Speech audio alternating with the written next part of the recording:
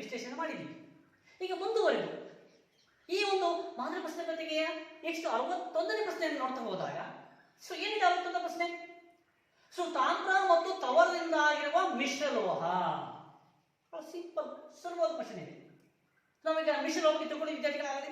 ಏನ್ ಮಿಶ್ರಲೋಹ ಅಂತಂದ್ರೆ ಸೊ ಮಿಶ್ರಲೋಹದಾಗ ಅಲ್ಲಿ ಎರಡು ಅಥವಾ ಎರಡಕ್ಕಿಂತ ಹೆಚ್ಚಿನ ಲೋಹ ಆಗಿರ್ಬೋದು ಅಲೋಹಗಳನ್ನ ಬೆರಕೆ ಮಾಡ್ತಕ್ಕಂಥ ಪಡಿತಕ್ಕಂಥದ್ದು. ಅಂದ್ರೆ ಇಲ್ಲಿ ಕ್ವಶನ್ ಕೇಳಿದ್ರೆ ತಾಮ್ರ ಮತ್ತು ತವರ. ಸೊ ತಾಮ್ರ ಮತ್ತು ತವರವನ್ನು ಮಿಶ್ರಣ ಮಾಡಿದಾಗ ನಮಗೆ ಯಾವ ಒಂದು ಮಿಶ್ರಲೋಹ ಸಿಗುತ್ತೆ? ಸೊ ಇದನ್ನು ನಾವು ಪ್ರಮುಖವಾಗಿ ಈ ಒಂದು ಮೂರ್ತಿಗಳನ್ನ ಶಿಲ್ಪಗಳನ್ನ ತಯಾರು ಮಾಡಕ್ಕೆ ಬಳಸ್ತೀವಿ. ಸೊ ಒಂದು ಮೆಡಲ್ಗಳನ್ನ ತಯಾರು ಮಾಡಲು ಬಳಸ್ತೀವಿ. ಕೆಲವೊಂದು ಪಾತ್ರೆಗಳ ತಯಾರು ಮಾಡಕ್ಕೆ ಬಳಸ್ತೀವಿ. ಅದು ಯಾವುದು ಲೋಹ? ಅದು ಉತ್ತರ ಕಂಚು. ಹಿತ್ತಾಳೆ ಅಲ್ಲ, ಬೆಸ್ಗೆ ಲೋಹ ಅಲ್ಲ, ಕಂಚು. ಕಲ್ಲರಿ ತಂಕು 4 ಪ್ರಶ್ನೆ ಕೊಟ್ಟಿದೆ. ನಾನು ಉತ್ತರ ಯಾವುದಿದೆ? ಕಂಚು ಉತ್ತರ ಆಗಿದೆ. ನೆಕ್ಸ್ಟ್ 62ನೇ ಪ್ರಶ್ನೆ ವಿದ್ಯಾರ್ಥಿಗಳೇ. ಸೊ ಏನ್ ಕೊಡಿದ್ರೆ ಕಾರ್ಬನ್ ಡೈಆಕ್ಸೈಡ್ ಕ್ಯಾಲ್ಸಿಯಂ ಹೈಡ್ರಾಕ್ಸೈಡ್ನೊಂದಿಗೆ ವರ್ತಿಸಿದಾಗ ಲವಣ ಮತ್ತು ನೀರು ಉತ್ಪತ್ತಿಯಾಗುತ್ತದೆ. ಹಾಗಾದ್ರೆ ಅಲ್ಲಿ ಕಾರ್ಬನ್ ಡೈಆಕ್ಸೈಡ್ ಗುಣ ಏನು? ಸೊ ನೀವು ಅಲ್ಲಿ ಒಂದು ಕಾರ್ಬನ್ ಡೈಆಕ್ಸೈಡ್ ಅನಿಲವನ್ನು ಕ್ಯಾಲ್ಸಿಯಂ ಹೈಡ್ರಾಕ್ಸೈಡ್ ಮೂಲಕ ಹಾಯಿಸಿದಾಗ ಅಲ್ಲಿ ಏನಾಯ್ತು? ಸೊ ಕ್ಯಾಲ್ಸಿಯಂ ಹೈಡ್ರಾಕ್ಸೈಡ್ ದ್ರಾವಣ ಹಾಲಿನಂತೆ ಬೆಳ್ಳಗಾಗುತ್ತೆ. ಹಾಗೆ ಹಾಲಿನಂತೆ ಬೆಳ್ಳಗಾಗುತ್ತೆ ಅಂತಂದ್ರೆ ಅಲ್ಲಿ ಕಾರ್ಬನ್ ಡೈಆಕ್ಸೈಡ್ ಎಂತ ಒಂದು ಗುಣವನ್ನು ಹೊಂದಿದೆ ಅಂತ ನಾವು ಹೇಳ್ತೀವಿ. ಏನು ಆಮ್ಲೀಯನ, ಏನು ಲೋಹೀಯನ, ಆಮ್ಲೀಯ ಮತ್ತು ಪ್ರತ್ಯಾಮ್ಲೀಯನ ಅಥವಾ ಪ್ರತ್ಯಾಮ್ಲೀಯನ? ಸೊ ಕಾರ್ಬನ್ ಡೈಆಕ್ಸೈಡ್ ಅಂದ್ರೆ ಅಲೋಹದ ಆಕ್ಸೈಡ್. ಸೊ ಅಲೋಹದ ಆಕ್ಸೈಡ್ಗಳು ಸಾಮಾನ್ಯವಾಗಿ ಆಮ್ಲೀಯ ಸ್ವಭಾವನ ಹೊಂದಿರ್ತವೆ, ಆಮ್ಲೀಯ ಗುಣವನ್ನ ಹೊಂದಿರ್ತವೆ. ಹಾಗಾಗಿ ಉತ್ತರ ಯಾವುದು? ಸೊ ಆಪ್ಷನ್ ಎ ಆಮ್ಲೀಯ. ನೆಕ್ಸ್ಟ್ 63ನೇ ಪ್ರಶ್ನೆ ಗಮನಿಸಿ ವಿದ್ಯಾರ್ಥಿಗಳು. ಏನ್ ಕೊಟ್ಟಿದ್ದಾನೆ? ಒಂದು ನಿಯಮ ಕೊಟ್ಟಿದ್ದಾರೆ ಅಲ್ಲಿ. ಏನು ನಿಯಮ? 3 ಧಾತುಗಳನ್ನ ಅವುಗಳ ಪರಮಾಣು ರಾಶಿ ಏರಿಕೆ ಕ್ರಮದಲ್ಲಿ ಬರೆದಾಗ ಅವುಗಳಲ್ಲಿ ಮಧ್ಯದ ಧಾತುವಿನ ಪರಮಾಣು ರಾಶಿಯು ಉಳಿದೆರಡು ಧಾತುಗಳ ಪರಮಾಣು ರಾಶಿಗಳ ಸರಿಸುಮಾರು ಸರಾಸರಿಗೆ ಸಮ. ಹಾಗಾದ್ರೆ ಇದು ಯಾವ ನಿಯಮ? ಅಥವಾ ಈ ನಿಯಮವನ್ನು ನಾವು ಪ್ರತಿಪಾದಿಸಿದವರು ಯಾರು ಅಂತ ಕ್ವಶನ್ ಕೇಳಿದ್ದೇನೆ. ಸೊ ಗಮನಿಸಿ ವಿದ್ಯಾರ್ಥಿಗಳೇ, ಇದಕ್ಕೆ ನಾವು ಏನ್ ಕರಿತೀವಿ? ತ್ರಿವಳಿಗಳ ನಿಯಮ ಅಂತ ಕರಿತೀವಿ. ಆದ್ರೆ ಈ ತ್ರಿವಳಿಗಳ ನಿಯಮವನ್ನು ಮಂಡಿಸಿದಂತವ್ರು ಯಾರು ವಿಜ್ಞಾನಿ? ಏನು ಡೊಬರೈನರ, ಮೆಂಡೆಲೀವ, ಹೆನ್ರಿ ಮೋಸ್ಲೆನಾ ಅಥವಾ ನ್ಯೂಲ್ಯಾಂಡ್ಸ? ಉತ್ತರ ಯಾವ್ದಾಗುತ್ತೆ? ಸೊ ಯಾರು ಡೊಬರೈನರವರು 3 ಧಾತುಗಳನ್ನು ಗುಂಪಾಯಿ ಮಾಡ್ತಾ ಹೋದ್ರು. ಸೊ ಗುಂಪಾಯಿ ಮಾಡಿಬಿಟ್ಟು ಅದನ್ನ ಅವರು ತ್ರಿವಳಿಗಳಂತ ಕರೆದ್ರು. ಹಾಗಾದ್ರೆ ಇಲ್ಲಿ ಅದರ ತ್ರಿವಳಿಗಳನ್ನು ಪ್ರತಿಪಾದಿಸಿದವರು ಯಾರು? ಡೊಬರೈನರ್. ಸೊ ಸರಿಯಾದ ಉತ್ತರ ಡೊಬರೈನರ್ ಎ ಆಗಿದೆ. ನೆಕ್ಸ್ಟ್ 64ನೇ ಪ್ರಶ್ನೆ ವಿದ್ಯಾರ್ಥಿಗಳೇ. ಸೊ ಕಾರ್ಬನ್ ಇತರೆ ಕಾರ್ಬನ್ ಪರಮಾಣುಗಳೊಂದಿಗೆ ಬಂಧಗಳನ್ನು ಏರ್ಪಡಿಸಿಕೊಂಡು ಬೃಹತ್ ಅಣುಗಳನ್ನು ಕೊಡುತ್ತದೆ. ಹಾಗಾಗಿ ಈ ಕಾರ್ಬನ್ ಒಂದು ಅನನ್ಯ ಗುಣ ಯಾವುದು? ತಿಳ್ಕೊಂಡು ವಿದ್ಯಾರ್ಥಿ ನೀವಲ್ಲೇ ಸಾಬುನೀಕರಣ, ಕೆಟನೀಕರಣ, ಹೈಡ್ರೋಜನೀಕರಣ ಅಥವಾ ಎಸ್ಟರೀಕರಣ? ಸೊ ಉತ್ತರ ಕೆಟನೀಕರಣ. ಇದರಲ್ಲಿ ಒಂದು ನೇರ ಸರಪಳಿ ಆಗಿರ್ಬೋದು, ಕೌಲು ಸರಪಳಿ ಆಗಿರ್ಬೋದು, ಉಂಗುರ ಸರಪಳಿ ಆಗಿರ್ಬೋದು ತಿಳ್ಕೊಂಡಿದ್ರು. ಹಾಗಾಗಿ ಉತ್ತರ ಯಾವುದು? ಕೆಟನೀಕರಣ. ಸೊ ಈ ರೀತಿಯಾಗಿ ನಾವು 64ನೇ ಪ್ರಶ್ನೆ ಉತ್ತರ ಏನಾಗುತ್ತೆ? ಕೆಟನೀಕರಣ ಆಗುತ್ತೆ. ನೆಕ್ಸ್ಟ್ 65ನೇ ಪ್ರಶ್ನೆ ಗಮನಿಸಿ ವಿದ್ಯಾರ್ಥಿಗಳು. ಏನಿದೆ? ಇವುಗಳಲ್ಲಿ ಅನುರೂಪ ಶ್ರೇಣಿಗಳಲ್ಲಿರುವ. ಸೊ ಗಮನಿಸಿದ್ರೆ ಸೊ 65ನೇ ಪ್ರಶ್ನೆ ಇದೆ. ಇವುಗಳಲ್ಲಿ ಅನುರೂಪ ಶ್ರೇಣಿಯಲ್ಲಿರುವ ಸಂಯುಕ್ತಗಳ ಗುಂಪು ಯಾವುದು? ಸೊ 4 ಆಪ್ಷನ್ ಕೊಟ್ಟಿದ್ದೇನೆ ಅಲ್ಲಿ. CH4, C2H6, C3H8, CH4, C2H4, C2H2 ಹೀಗೆ 4 ಆಪ್ಷನ್ ಕೊಟ್ಟಿದ್ದೇನೆ. ಇವುಗಳಲ್ಲಿ ಅನುರೂಪ ಶ್ರೇಣಿಯ ಸಂಯುಕ್ತ ಯಾವುದು ಅಂತ ಕಟ್ಟಬೇಕು ನಾವು. ಸೊ ಮೊದಲಿಗೆ ಅನುರೂಪ ಶ್ರೇಣಿ ಅಂತ ಗೊತ್ತಿರಬೇಕು. ಅಂದ್ರೆ ಅನುರೂಪ ಶ್ರೇಣಿ ಅಂದಾಗ ಅಲ್ಲಿ ಅನುಕ್ರಮ 2 ಕಾರ್ಬನ್ ಸಂಯುಕ್ತಗಳಲ್ಲಿ ಏನಿರಬೇಕು? ವ್ಯತ್ಯಾಸ ಏನಾಗಿರ್ಬೇಕು? CH2 ವ್ಯತ್ಯಾಸ ಆಗಿರಬೇಕು. ಹಾಗಿದ್ರೆ ಮಾತ್ರ ಅದು ಅನುರೂಪ ಶ್ರೇಣಿ ಆಗಿರುತ್ತೆ. ಹಾಗಾದ್ರೆ ಇಲ್ಲಿ ಮುಂದೆ ಗಮನಿಸಿ, ಏನಿದೆ? CH4, ನೆಕ್ಸ್ಟ್ C2H6, ನೆಕ್ಸ್ಟ್ ಏನಿದೆ? C3H8. ಇಲ್ಲಿ ಗಮನಿಸಿ, CH4 ಗೆ ಪ್ಲಸ್ CH2 ಮಾಡಿದ್ರೆ ಏನಾಗುತ್ತೆ? C2H6. ಓಕೆ, ಇದಕ್ಕೆ ಪ್ಲಸ್ CH2 ಮಾಡಿದ್ರೆ ಎಷ್ಟು? C3H8 ಸಿಕ್ಬಿಡ್ತು ನಾವು ಉತ್ತರ. ಹಾಗಾದ್ರೆ ಇಲ್ಲಿ ಆಪ್ಷನ್ ಎ ಸರಿಯಾದ ಉತ್ತರ ಆಗಿದೆ. ಯಾಕೆಂದ್ರೆ ಇಲ್ಲಿ ಮೀಥೇನ್ಗೆ CH2 ಒಂದು ಕಾರ್ಬನ್ ಪರಮಾಣು 2 ಹೈಡ್ರೋಜನ್ ಪರಮಾಣು ಸೇರಿಸಿದಾಗ C2H6 ಸಿಗುತ್ತೆ. C2H6 ಗೆ ಒಂದು ಕಾರ್ಬನ್ ಪರಮಾಣು 2 ಹೈಡ್ರೋಜನ್ ಪರಮಾಣು ಸೇರಿಸಿದಾಗ ನಮಗೆ C3H8 ಸಿಗುತ್ತೆ. ಹಾಗಾದ್ರೆ ಇಲ್ಲಿ ಅನುಕ್ರಮ ವ್ಯತ್ಯಾಸ ಏನಾಗಿದೆ? CH2 ಆಗಿದೆ.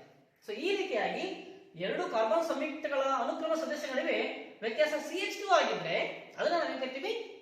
ಅನುರೂಪ ಶ್ರೇಣಿಗಳು ಅಂತ ಕರಿತೀವಿ. ಹಾಗಾದ್ರೆ ಉತ್ತರ ಯಾವುದಲ್ಲಿ ವಿದ್ಯಾರ್ಥಿಗಳಲ್ಲಿ? ಉತ್ತರ ಯಾವುದು? ಎ ಉತ್ತರ ಆಗಿದೆ. ತಾರೆ ಪ್ರಶ್ನೆ ಗಮನಿಸಿ. ಏನಿದೆ ತಾರೆ ಪ್ರಶ್ನೆ? ಆಧುನಿಕ ಆವರ್ತಕ ಕೋಷ್ಟಕದಲ್ಲಿರುವ ಆವರ್ತಗಳು ಮತ್ತು ಗುಂಪುಗಳ ಸಂಖ್ಯೆಯು ಕ್ರಮವಾಗಿ.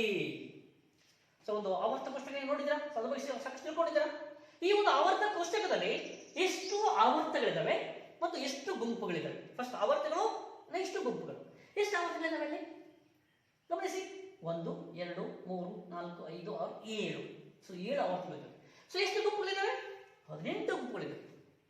ಹೌದಲ್ಲ? ಗಮನಿಸಿ, 18 ಗುಂಪುಗಳಿದಾವಲ್ಲ. ಹಾಗಾದ್ರೆ ಉತ್ತರ ಯಾವ್ದಾಗತ್ತೆ ಇಲ್ಲಿ? 7 ಮತ್ತು 18. ಅದು 7 ಮತ್ತು 18 ಅಂದ್ರೆ ಯಾವ್ದು ಆಪ್ಷನ್?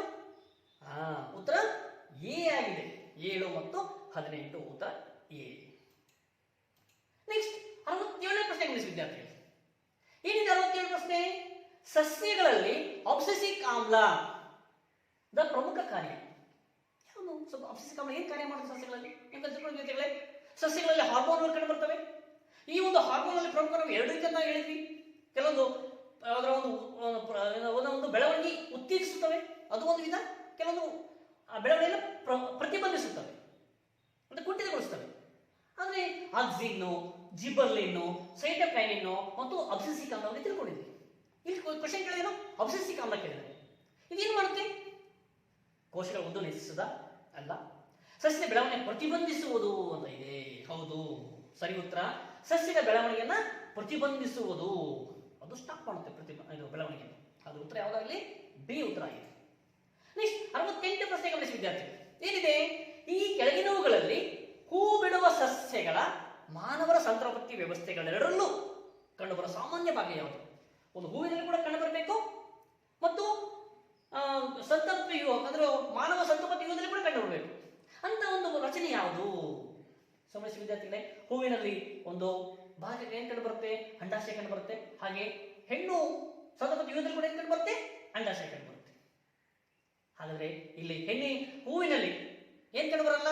ವೀರ್ಯನಾಳ ಕಂಡು ಬರೋದಿಲ್ಲ. ಹೌದಾ? ಪರಾಗಕೋಶ ಇಲ್ಲಿ ಕಂಡು ಬರುತ್ತೆ, ಆದ್ರೆ ಸಂತಾನೋತ್ಪತ್ತಿ ಮಾನವ ಸಂತಾನೋತ್ಪತ್ತಿ ಕಂಡು ಬರೋದಿಲ್ಲ. ಹಾಗೆ ಶಲಕರಣಕ್ಕೆ ಇಲ್ಲಿ ಕಂಡು ಬರ್ತದೆ, ಅಲ್ಲಿ ಕಂಡು ಬರೋದಿಲ್ಲ. ಹಾಗೆ ಎರಡೂ ಕಂಡು ಬರ್ತದೆ. ಯಾವ ಉತ್ತರ? ಅಂಡಾಶಯ. ಹಾಗೆ ಉತ್ತರ ಯಾವುದು? ಸಿ ಉತ್ತರ ಆಗಿದೆ 68ನೇ ಪ್ರಶ್ನೆ. ನೆಕ್ಸ್ಟ್ 69ನೇ ಪ್ರಶ್ನೆ ಗಮನಿಸಿ ವಿದ್ಯಾರ್ಥಿಗಳೇ. ಈ ಕೆಳಗಿನವುಗಳಲ್ಲಿ ಅನುವಂಶೀಯವಾದ ಗುಣ ಯಾವುದು? ನಿಮ್ಗೆ ಅನುವಂಶೀಯತೆ ಅಂತ ತಿಳ್ಕೊಂಡಿದ್ವಿ. ತಂದೆ ತಾಯಿಗಳಿಂದ ಬರ್ತಕ್ಕಂಥ ಲಕ್ಷಣ ಮಕ್ಕಳಿಗೆ ಬರೋದು ಅನುವಂಶೀಯತೆ. ಯಾವುದು? ಆಪ್ಷನ್ ಎ, ಹಸಿವಿನ ಕಾರಣದಿಂದ ಜೀವ ತೂಕ ಕಡಿಮೆ ಆಗುವುದು, ಅದು ಅನುವಂಶೀಯನ ಅಲ್ಲ. ಇಲಿಗಳ ಬಾಲವನ್ನು ಶಸ್ತ್ರಕ್ರಿಯೆ ಮೂಲಕ ತೆಗೆಯುವುದು, ಅದು ಅನುವಂಶೀಯ ಗುಣನ ಅಲ್ಲ. ಕ್ರೀಡಾಪಟುಗಳಲ್ಲಿ ಸ್ನಾಯುಗಳ ಬೆಳವಣಿಗೆ, ಅದು ಅಲ್ಲ. ಹಾಗಾದ್ರೆ ಯಾವುದು? ಕಿವಿ ಹಾಲೆಯ ವಿಧ. ಕಿವಿಯ ಹಾಲೆಗಳು ಎಲ್ಲರಲ್ಲೂ ಒಂದು ರೀತಿಯಾಗಿರೋದು, ಬೇರೆ ಬೇರೆ ಆಗಿರುತ್ತೆ. ಕಾರಣ ಅವರ ಅನುವಂಶೀಯತೆ. ಹಾಗಾದ್ರೆ ಉತ್ತರ ಯಾವುದಲ್ಲಿ? ಕಿವಿಯ ಹಾಲೆಯ ವಿಧ ಆಗಿದೆ. ನೆಕ್ಸ್ಟ್ 70ನೇ ಪ್ರಶ್ನೆ ಗಮನಿಸಿ ವಿದ್ಯಾರ್ಥಿಗಳು. ಏನಿದೆ 70ನೇ ಪ್ರಶ್ನೆ?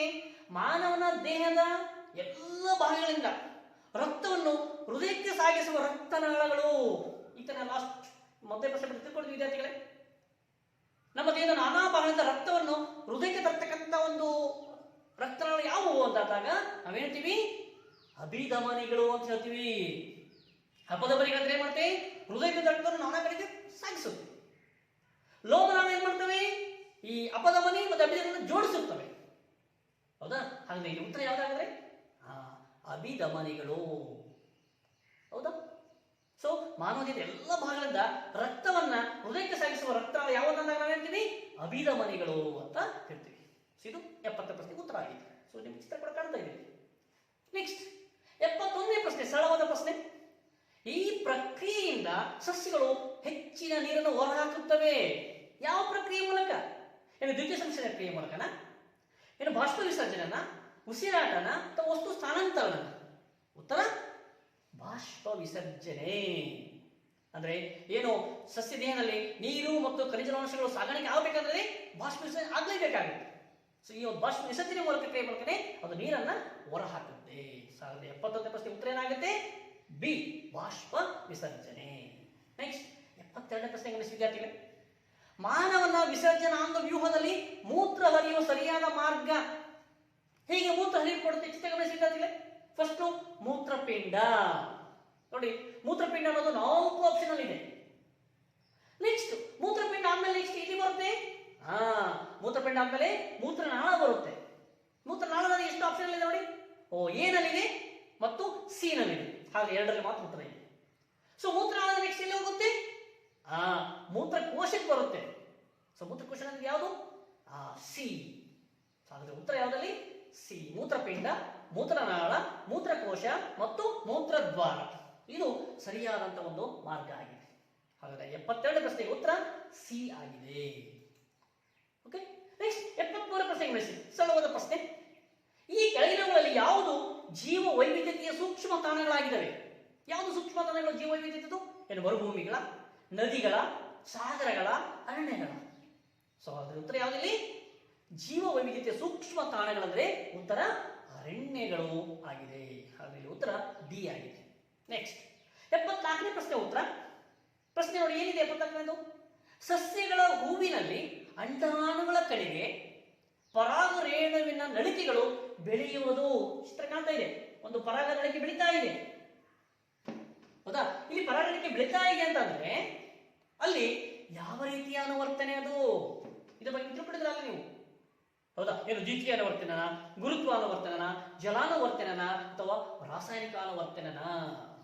ಯಾವ್ದದು? ಅಲ್ಲಿ ರಾಸಾಯನಿಕಗಳು ಉತ್ಪತ್ತಿ ಆಗ್ತವೆ. ಯಾವುದು? ಅಂಡಾಣುವಿನಿಂದ. ಆ ರಾಸಾಯನಿಕಗಳು ಏನಾಗುತ್ತೆ? ಆಕರ್ಷಣೆ ಮಾಡುತ್ತೆ ಪರಾಗರಣವನ್ನ. ಅವಾಗ ಏನಾಗುತ್ತೆ? ಅಲ್ಲಿ ಪರಾಗ ನಳಿಕೆ ಬೆಳೆಯುತ್ತೆ. ಹಾಗಾದ್ರೆ ಉತ್ತರ ಯಾವ್ದು ಇದಕ್ಕೆ? ಸೊ ರಾಸಾಯನಿಕ ಅನುವರ್ತನೆ ಅಂದ್ರೆ ಆಪ್ಷನ್ ಎ ಸರಿಯಾದ ಉತ್ತರ ಆಗಿದೆ 74ನೇ ಪ್ರಶ್ನೆ. ನೆಕ್ಸ್ಟ್ 75ನೇ ಪ್ರಶ್ನೆ ಗಮನಿಸಿ ವಿದ್ಯಾರ್ಥಿಗಳೇ. ಸೊ ಈ ಕೆಳಗಿನವುಗಳಲ್ಲಿ ಜೈವಿಕ ವಿಘಟನೆಗೆ ಒಳಗಾಗುವ ವಸ್ತುಗಳನ್ನು ಮಾತ್ರ ಒಳಗೊಂಡಿರುವ ಗುಂಪು ಯಾವುದು? ಸೊ ಪಾಲಿಥೀನ್ ಕೊಡಿದ್ದಾನೆ, ಮರ ಕೊಡಿದ್ದಾನೆ, ಚರ್ಮ ಕೊಡಿದ್ದಾನೆ. ಅದು ಹೌದಾ? ಯಾಕಂದ್ರೆ ಪಾಲಿಥೀನ್ ವಿಘಟನೆ ಆಗೋದಿಲ್ಲ, ಮರ ಆಗುತ್ತೆ, ಚರ್ಮ ಆಗುತ್ತೆ, ಅದು ಆಗಲ್ಲ, ಅದೊಂದಲ್ಲ. ಬಿ ಆಪ್ಷನ್ ಕೊಡಿದೆ ಏನು? ಚರ್ಮ, ಮಾರ್ಜಕ, ಪ್ಲಾಸ್ಟಿಕ್. ಹೌದಾ? ಇಲ್ಲ, ಯಾಕಂದ್ರೆ ಮಾರ್ಜಕ ಆಗೋದಿಲ್ಲ, ಪ್ಲಾಸ್ಟಿಕ್ ಆಗೋದಿಲ್ಲ. ನೆಕ್ಸ್ಟ್ ಸಿ ನೋಡಿ, ಮರ, ಹುಲ್ಲು, ಚರ್ಮ. ಹೌದಲ್ಲ? ಮರನೂ ಆಗುತ್ತೆ, ಹುಲ್ಲು ಆಗುತ್ತೆ, ಚರ್ಮನೂ ಆಗುತ್ತೆ. ಹಾಗೆ ಉತ್ತರ ಯಾವುದಲ್ಲಿ? ಸೊ ಸಿ ಉತ್ತರ ಆಗಿದೆ 75ನೇ ಪ್ರಶ್ನೆಗೆ. ನೆಕ್ಸ್ಟ್ 76ನೇ ಪ್ರಶ್ನೆ ಗಮನಿಸಿ ವಿದ್ಯಾರ್ಥಿಗಳೇ. ಬಾಯಲ್ಲಿ ನೀರೂರುವಿಕೆ ಮತ್ತು ರಕ್ತದೊತ್ತಡದಂತಹ ಅನೈಚ್ಛಿಕ ಕ್ರಿಯೆಗಳನ್ನು ನಿಯಂತ್ರಿಸುವ ಮಾನವ ಮೆದುಳಿನ ಭಾಗ ಯಾವುದು? ಸೊ ಅಲ್ಲಿ ಆಪ್ಷನ್ ಪಾನ್ಸ್, ಮೆಡುಲ್ಲ, ಮಹಾಮಸ್ತಿಷ್ಕ, ಅನುಮಸ್ತಿಷ್ಕ ಕೊಟ್ಟಿದ್ದಾನೆ. ಯಾವ ಉತ್ತರ ಆಗುತ್ತೆ ಅಲ್ಲಿ? ಸೊ ಅನೈಚ್ಛಿಕ ಕ್ರಿಯೆ ಅಂದಾಗ ನಮಗೆ ಬರೋದು ಮೆಡುಲ್ಲ. ಸೊ ಹಾಗಾದ್ರೆ ಮೆಡುಲ್ಲ ಏನ್ ಮಾಡುತ್ತೆ? ಅನೈಚ್ಛಿಕ ಕ್ರಿಯೆಗಳನ್ನ ಅದು ನಿಯಂತ್ರಿಸುತ್ತೆ.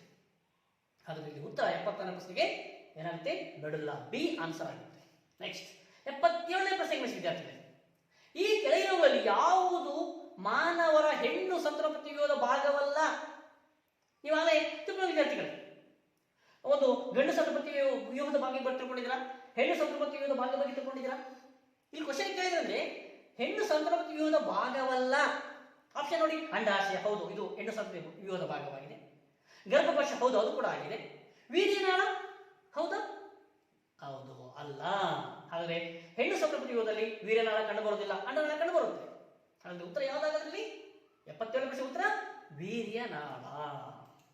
ನೆಕ್ಸ್ಟ್ 78ನೇ ಪ್ರಶ್ನೆ ಗಮನಿಸಿ ವಿದ್ಯಾರ್ಥಿಗಳು. ಏನಿದು? ಜಲಕೊಯ್ಲು ರಚನೆಗಳನ್ನು ನಿರ್ಮಿಸುವ ಮುಖ್ಯ ಉದ್ದೇಶ. ಯಾಕೆ ನಾವು ಜಲಕೊಯ್ಲು, ಒಂದು ದೊಡ್ಡ ಡ್ಯಾಮ್ ಅನ್ನು ನಿರ್ಮಾಣ ಮಾಡ್ತೀವಿ, ಒಂದು ದೊಡ್ಡ ಕೆರೆ ನಿರ್ಮಾಣ ಮಾಡ್ತೀವಿ, ಅಥವಾ ಮನೆ ಮೇಲೆ ಇದ್ದಂತ ನೀರನ್ನು ಸಂಗ್ರಹಣೆ ಮಾಡ್ತೀವಿ, ಇದರ ಉದ್ದೇಶ ಏನು? ಸೊ ನಾಲ್ಕು ಆಪ್ಷನ್ ಕೊಟ್ಟಿದೆ ನೋಡಿ. ಮಳೆ ನೀರನ್ನು ಭೂಮಿಯ ಮೇಲೆ ಹಿಡಿದುಕೊಳ್ಳಲು, ಬಿ ನೀರಾವರಿಗಾಗಿ ನೀರನ್ನು ಬಳಸಲು, ಸಿ ಮೀನುಗಳ ಕೃಷಿಗೆ ನೀರನ್ನು ಬಳಸಲು, ಡಿ ಅಂತರ್ಜಲವನ್ನ ಮರುಭರ್ತಿ ಮಾಡಲು. ಆದ್ರೆ ಇದರ ಮುಖ್ಯ ಉದ್ದೇಶ ಏನು ಆಗುತ್ತೆ? ಇಲ್ಲಿ 4 ಆಪ್ಷನ್ಗಳಿಂದಾಗ ಆಪ್ಷನ್ ಎ ಆಗುತ್ತೆ. ಅಂದ್ರೆ ಮಳೆ ನೀರನ್ನ ಭೂಮಿಯ ಮೇಲ್ಮೈಯಲ್ಲಿ ಹಿಡಿದಿಟ್ಟುಕೊಳ್ಳಲು, ಸೊ ನಿಲ್ಲುವಂತ ಮಾಡ್ತಕ್ಕಂಥದ್ದು. ಇದು ಅತ್ಯಂತ ಪ್ರಮುಖವಾದ ಮುಖ್ಯ ಉದ್ದೇಶ ಆಗಿದೆ. ಆಮೇಲೆ ಮರುಭರ್ತಿ ಆಗುತ್ತೆ ಅಂತರ್ಜಲ, ಅದು ಎರಡನೇ ಉದ್ದೇಶ ಆಗಿರುತ್ತೆ. ಸೊ ಮೊದಲನೇ ಉದ್ದೇಶ ಏನು? ಮೇಲ್ಮೈಲಿ ಹಿಡಿದುಕೊಳ್ಳೋದು ಮೊದಲನೇ ಉದ್ದೇಶ ಆಗಿದೆ. ಹಾಗಾದ್ರೆ ಉತ್ತರ ಏನಾಗುತ್ತೆ? 78ನೇ ಪ್ರಶ್ನೆಗೆ ಎ ಉತ್ತರ ಆಗಿದೆ. ನೆಕ್ಸ್ಟ್ 79ನೇ ಪ್ರಶ್ನೆಗೆ ಗಮನಿಸಿ ವಿದ್ಯಾರ್ಥಿಗಳೇ. ಶುದ್ಧ ಎತ್ತರದ ಬಟಾಣಿ ಅಂದ್ರೆ ಟಿ ಸಸ್ಯವನ್ನು ಕುಬ್ಜ ಬಟಾಣಿ ಸ್ಮಾಲ್ ಟಿ ಸಸ್ಯದೊಂದಿಗೆ ಸಂಕಲನಗೊಳಿಸಿದಾಗ F2 ಪೀಳಿಗೆಯಲ್ಲಿ ಉತ್ಪತ್ತಿಯಾಗುವ ಶುದ್ಧ ಎತ್ತರದ ಬಟಾಣಿ ಸಸ್ಯಗಳಿಗೆ ಕುಬ್ಜ ಸಸ್ಯಗಳ ಅನುಪಾತ ಏನು? ನೋಡಿ, F2 ಪೀಳಿಗೆ ಕೇಳಿದರೆ. ಸೊ F1 ಪೀಳಿಗೆ ಗೊತ್ತಿ ನಿಮಗೆ, ಎಲ್ಲಾ ಸಸ್ಯಗಳು ಎತ್ತರ ಸಸ್ಯಗಳು ಬೆಳಿತವೆ. ಅದೇ F2 ಪೀಳಿಗೆ ಏನಾಗ್ತವೆ? ಅಲ್ಲಿ ಒಂದು ಅನುಪಾತ ಕಂಡು ಬರುತ್ತೆ. ಏನು? 3:1. 3 ಎತ್ತರದ ಸಸ್ಯಗಳು ಮತ್ತು 1 ಗಿಡ್ಡ ಸಸ್ಯಗಳು. ಅಂದ್ರೆ 3 ಬಹಳ ಎತ್ತರ ಬೆಳೆಯುತ್ತವೆ ಹೈಟಲ್ಲಿ, 1 ಮಾತ್ರ ಗಿಡ್ಡ ಬೆಳೆದಿರುತ್ತೆ. ಹಾಗಾದ್ರೆ ಇಲ್ಲಿ F2 ಪೀಳಿಗೆಯಲ್ಲಿ ಶುದ್ಧ ಎತ್ತರದ ಬಟಣ ಸಸ್ಯ ಎಷ್ಟು? 3. ಶುದ್ಧ ಕುಬ್ಜ ಸಸ್ಯಗಳು ಎಷ್ಟು? 1. ಹಾಗಾದ್ರೆ ಇಲ್ಲಿ ನಾವು ಉತ್ತರ ಏನು ಬರೀತೀವಿ? ಉತ್ತರ ಏನಾಗುತ್ತೆ 79 ಪ್ರಶ್ನೆಗೆ? ಉತ್ತರ ಎ ಆಗುತ್ತೆ. ಯಾಕಂದ್ರೆ 3:1, 3:1 ಅನುಪಾತದಲ್ಲಿ ಅಲ್ಲಿ ಕಂಡುಬರ್ತದೆ. ಇದು 79% ಉತ್ತರ ಎ ಆಯಿತು. ನೆಕ್ಸ್ಟ್ ಕ್ಲಾಸ್ ಕ್ವಶನ್, ಕೊನೆಯ ಪ್ರಶ್ನೆ, ಮಾದರಿ ವಿಜ್ಞಾನ ಪ್ರಶ್ನೆ ಪತ್ರಿಕೆ ವಿಶ್ಲೇಷಣೆ 2ರಲ್ಲಿ. ಈ ಕ್ವಶನ್ ಬಾವಲಿ ಮತ್ತು ಪಾರಿವಾಳದ ರೆಕ್ಕೆಗಳು ಇವುಗಳಿಗೆ ಉದಾಹರಣೆಗಳಾಗಿವೆ. ನೋಡಿ, ಬಾವಲಿ ಮತ್ತು ಪಾರಿವಾಳ. ಬಾವಲಿಯ ರೆಕ್ಕೆ ಮತ್ತು ಪಾರಿವಾಳ ರೆಕ್ಕೆಗಳು ಯಾವ್ದು ಉದಾಹರಣೆ ಆಗಿದೆ? ಏನು ಕಾರ್ಯಾನುರೂಪಿನ, ಏನು ವೆಸ್ಟಿಜಿಯಲ್ ಅಂಗಗಳ, ರಚನಾ ರೂಪಿನ, ಹೊಂದಾಣಿಕೆಯ ಅಂಗಗಳ, ಯಾವ್ದು ಉದಾಹರಣೆ ಆಗಿದೆ? ಸೊ ನೀವಾಗಲೇ ತಿಳ್ಕೊಳ್ಳಿ ವಿದ್ಯಾರ್ಥಿಗಳೇ. ಸೊ ಅವುಗಳ ಮೂಲ ರಚನೆ ಒಂದೇ ಆಗಿದ್ದು ಕಾರ್ಯ ಬೇರೆ ಬೇರೆ ಆಗಿದೆ, ಅದಕ್ಕೆ ನಾವು ಬೇರೆ ಕರಿತೀವಿ. ಸೊ ಮೂಲ ರಚನೆ ಬೇರೆ ಬೇರೆ ಆಗಿದ್ದು ಕಾರ್ಯಗಳು ಮಾತ್ರ ಒಂದೇ ಆಗಿದ್ರೆ ಅದನ್ನ ಏನ್ ಕರಿತೀವಿ ನಾವು? ಕಾರ್ಯಾನುರೂಪಿ ಅಂಗಗಳನ್ನು ಕರಿತೀವಿ. ಹಾಗಾಗಿ ಬಾವಲಿಯ ರೆಕ್ಕೆ ಮತ್ತು ಹಕ್ಕಿಯ ರೆಕ್ಕೆ, ಪಾರಿವಾಳದ ರೆಕ್ಕೆಗಳು ಯಾವುದಕ್ಕೆ ಉದಾಹರಣೆ ಆಗಿದೆ? ಕಾರ್ಯಾನುರೂಪಿ ಅಂಗಗಳಿಗೆ ಉದಾಹರಣೆ ಆಗಿದೆ. ಯಾಕೆಂದ್ರೆ ಅವುಗಳು ರಚನೆ ಬೇರೆ ಬೇರೆ ಆಗಿದೆ, ಆದರೆ ಮಾಡ್ತಕ್ಕಂಥ ಕಾರ್ಯ ಒಂದೇ ಆಗಿದೆ. ಆದ್ದರಿಂದ ಇಲ್ಲಿ ಉತ್ತರ ಯಾವುದು? ಎ, ಕಾರ್ಯಾನುರೂಪಿ ಅಂಗಗಳು. ಸೊ ಓಕೆ, ಇದು 80ನೇ ಪ್ರಶ್ನೆಯ ಉತ್ತರ ಆಗಿದೆ. ಸೊ ಆತ್ಮೀಯ ವಿದ್ಯಾರ್ಥಿಗಳೇ, ನಾವು ಈಗಾಗಲೇ ಮಾದರಿ ಒಂದು ವಿಜ್ಞಾನ ಪ್ರಶ್ನೆ ಪತ್ರಿಕೆಯಲ್ಲಿ ಈಗಾಗಲೇ 2 ಪ್ರಶ್ನೆ ಪತ್ರಿಕೆ ವಿಶ್ಲೇಷಣೆ ನಾವು ಮಾಡಿದ್ದೀವಿ. ಸೊ ಈ 2 ಪ್ರಶ್ನೆ ಪತ್ರಿಕೆ ವಿಶ್ಲೇಷಣೆ ನಿಮ್ಮೆಲ್ಲರೂ ಕೂಡ ಅರ್ಥ ಆಗಿದೆ ಅಂತ ನಾನು ಭಾವಿಸ್ತಾ, ಸೊ ಈ ರೀತಿಯ ಒಂದು ಪ್ರಶ್ನೆ ಪತ್ರಿಕೆಗಳನ್ನು ನೀವು ಸಾಲ್ವ್ ಮಾಡ್ತಾ ಹೋದರೆ ನಿಮಗೆ ಮುಂದಿನ ಮುಂದಿನ ಈ ಒಂದು ಪರೀಕ್ಷೆಗಳಲ್ಲಿ ಹೆಚ್ಚಿನ ಒಂದು ನಿಮಗೆ ಅಭ್ಯಾಸ ಆಗುತ್ತೆ. ಸೊ ಹೆಚ್ಚಿನ ಒಂದು ಅಂಕಗಳನ್ನು ಕೂಡ ನೀವು ಗಳಿಸ್ತೀರ. ಹಾಗೆ ಎಲ್ಲ ವಿದ್ಯಾರ್ಥಿಗಳು ಕೂಡ ಈ ಒಂದು ಹೆಚ್ಚಿನ ಅಂಕ ಗಳಿಸಿ ಅಂತ ನಾನು ಹಾರೈಸ್ತಾ ನನ್ನ ಈ ಒಂದು ಮಾದರಿ ವಿಜ್ಞಾನ ಪ್ರಶ್ನೆ ಪತ್ರಿಕೆಯ ಒಂದು ವಿಶ್ಲೇಷಣೆ ಮುಗಿಸ್ತಾ ಇದ್ದೀನಿ. ನಮಸ್ಕಾರ.